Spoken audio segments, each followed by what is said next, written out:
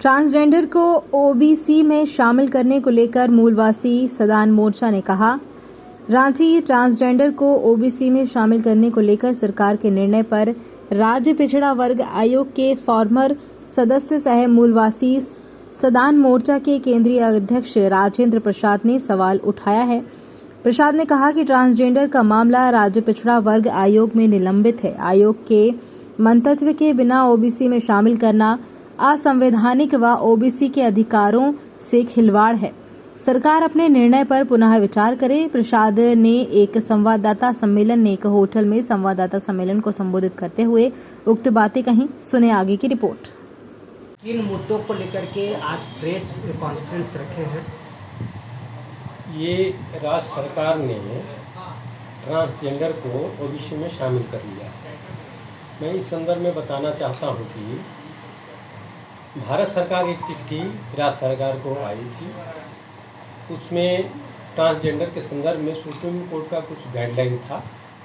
इसी के आलोक में राज्य पिछड़ा वर्ग आयोग को ये 11/4/2022 को एक चिट्ठी कार्मिक विभाग ने लिखा था और राज्य पिछड़ा आयोग से मंतव्य मांगा था। इस संदर्भ में इसके आलोक में राज्य पिछड़ा वर्ग आयोग ने 7/6/2022 को एक बैठक आयोजित किया था और उस बैठक में राज्य पिछड़ा आयोग ने कार्मिक विभाग से अपने एक प्रतिनिधि को भेजने का आग्रह किया था। उसमें एक वरिष्ठ अधिकारी शामिल हुए थे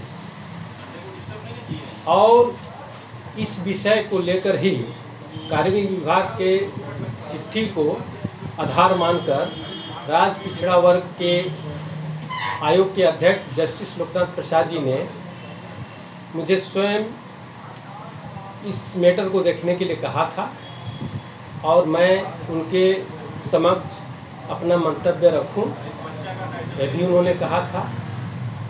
इसके बाद 7/6 को बैठक होने के बाद पुनः दोबारा 4/8/2022 को बैठक रखी गई आयोग में, लेकिन आयोग के अध्यक्ष के बीमार होने के कारण वो हॉस्पिटलाइज थे, जिसके कारण बैठक स्थगित कर दी गई। इसके बाद कोई बैठक हुई नहीं। राज्य पिछड़ा वर्ग आयोग ने इस संदर्भ में ये विचार किया था कि चूँकि ट्रांसजेंडर का क्या आंकड़ा है, वो झारखंड में कहाँ रहते हैं, ये सही जानकारी नहीं है, तो इसमें जांच करने की बात आई थी और राज्य पिछड़ा वर्ग आयोग ने सरकार को यह भी सुझाव दिया था कि भारत सरकार की चिट्ठी के आलोक में सुप्रीम कोर्ट के गाइडलाइन जो दिया गया था उसके संदर्भ में ये पता करना था कि देश के अन्य राज्यों ने इस पे क्या निर्णय लिया है और राज्य पिछड़ा आयोग को भी इस संदर्भ में अवगत कराने के लिए कार्मिक विभाग को कहा गया था, लेकिन राज्य पिछड़ा वर्ग आयोग को इस संदर्भ में कोई जानकारी नहीं है और चूँकि ट्रांसजेंडर वाला मामला अभी निलंबित है राज्य पिछड़ा वर्ग आयोग में, इसके बावजूद अभी फिलहाल में राज्य सरकार ने ट्रांसजेंडर को ओबीसी में शामिल कर लिया है। तो मेरा मानना है कि सरकार को थोड़ा प्रतीक्षा करना चाहिए था और चूँकि राज्य पिछड़ा वर्ग आयोग में मामला है और ये संवैधानिक संस्था है, संवैधानिक आयोग है, इसके बिना मंतव्य लिए हुए इसको ओबीसी में शामिल अभी नहीं करना था।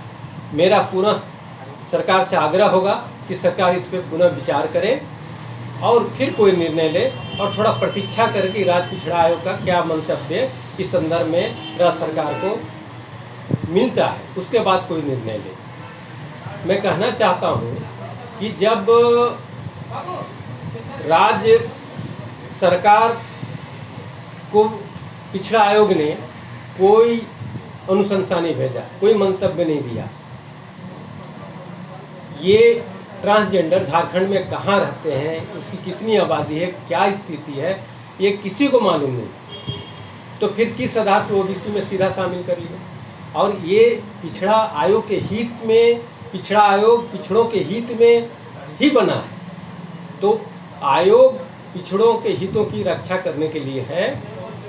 और ऐसा लगता है मुझे कि ये पिछड़ों के साथ धोखा है। इसलिए मैं आपके माध्यम से सरकार से पुनः आग्रह करना चाहूँगा कि इस निर्णय पे वे पुनः विचार करें। जिस तरीके से